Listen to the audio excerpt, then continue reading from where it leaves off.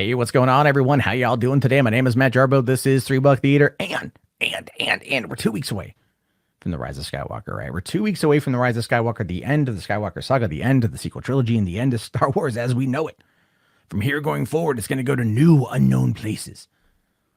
One of the things I will fully admit that I'm going to miss out of this, out of Star Wars going forward, is Daisy Ridley. I might be alone on that one, but I actually really like Daisy Ridley.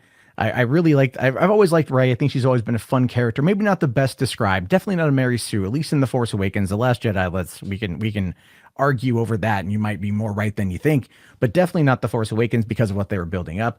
But I've always felt that she still kind of had the best intentions going forward. However, when she's dealing with Star Wars fans, like toxic Star Wars fans, she's finally just said, screw it. And she unleashes on them. She's actually unleashing on them a bit. And this interview here, where it says, Daisy Ridley, you wouldn't believe how rude Star Wars fans can get. To which case I respond, I run a YouTube channel. Believe me, I deal with morons who don't like Star Wars. And I'm not saying that lightly. There's a lot of people who are dumb, who listen to dumb people talk about Star Wars or movies in general, and they get really dumb opinions. And then they come to me, and I have to then deal with those dumb opinions. So I get it. Now, nowhere near as bad as Daisy Ridley, honestly, but still, I get it. So it says here, ever since Kelly Marie Tran was bullied off of social media, there's been an outcry about making the Star Wars fandom less toxic. Though we are aware of the toxicity, that doesn't mean the problem has gone away yet. Talking with GQ, Daisy Ridley opens up about one of the most unpleasant interactions she had with the fan. She says, some of the shit people have said to me about Star Wars, you wouldn't believe. I've had people say to me, I mean, it wasn't a great film, was it? And I'm like, that's just bad manners. That's not effing nice. And I love that she's dropping the F-bombs here in an interview with GQ leading up to the release of this movie. Like, she doesn't care. She knows she's done. Right? Rey ain't coming back. This is going to end that whole thing. And I mean, maybe down the road she might come back, but she quite frankly at this point doesn't give a crap. She's totally she's firing off shots.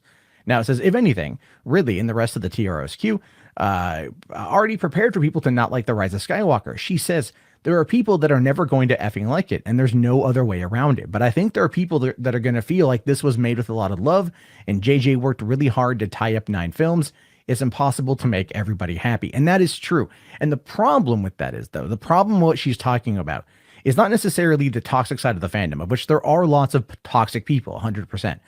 But Dave McCrae put out a video kind of calling out a lot of this incentive negativity, where he was saying that a lot of people who are talking crap about Star Wars in videos, just making stuff up at this point, are doing it because they get a financial incentive to lie and to deceive and to mislead you. And when people out there want to talk about this stuff honestly and openly and have these discussions, it's very, very difficult to do when you have dishonest actors that are polluting and poisoning the well with just bad and false and fake and made up and imaginary information, all because they can earn a paycheck doing it, right? Tabloid content on YouTube is fine. At least it's based in some form of reality. A lot of this stuff that comes out of certain people, and I think you guys all know who I'm pretty much referring to at this point, what kind of people, it's just nonsense. It's nonsense, but it gets picked up and treated as fact. And then Daisy really deals with a lot of stuff like this. So anyway, there's that. Now, the final thing here says, in my opinion, not me, the writer of this particular article, says here, I think it's great that Lucasfilm doesn't let the fan outrage meddle in the way that it proceeds with movies. If you recall, it was falling for these fan complaints that ruined the DCEU. I guess Lucasfilm just got used to fan criticism after what happened with the prequel trilogy. And well, that's not entirely wrong. And I would say in some aspect, yeah, the fan outcry ruined the DCEU. And that, of course, would be with Batman v Superman and taking out Zack Snyder and bringing in Jeff Johns and everyone else in order to kind of guide Justice League home after the second weekend of Batman v Superman and the massive drop and the negative press. Then we find out that it was Warner Brothers itself that had really come in and neutered the project. That even happened on Justice League.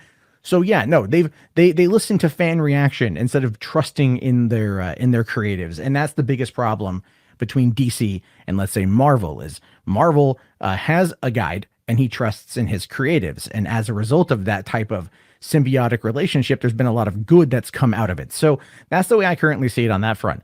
What we're dealing with here is just a whole side of things where on Star Wars side, where people are just, again, building this up as being the worst movie ever because they get a paycheck off of it. And I'm not going to sit by and not call it out anymore because it needs to be called out. You can dislike something, but you have to see it first, right? You cannot like the way something is being built up, but you got to see it at the end of the day. If you have to do it, it's this is a trust-based system, is it not? And you can, I think, tell now a lot of people who just make it up because there's a paycheck. And I'm glad to see that even Daisy Ridley is kind of done dealing with the toxic side of crap. That's all down with Disney Star Wars. It's terrible. It's god awful. It's not that bad. And a lot of you really need to get the F over yourself. All right. That's all I'm going to say on that one. Comments on this are going to be a lot of fun, guaranteed.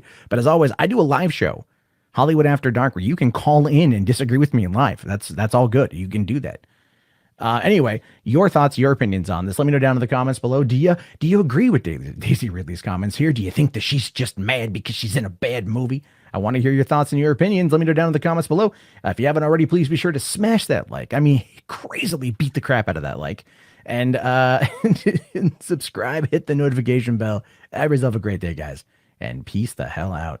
This video is supported by patrons like you. If you'd like to become a patron, please head over to patreon.com/Matt Jarbo.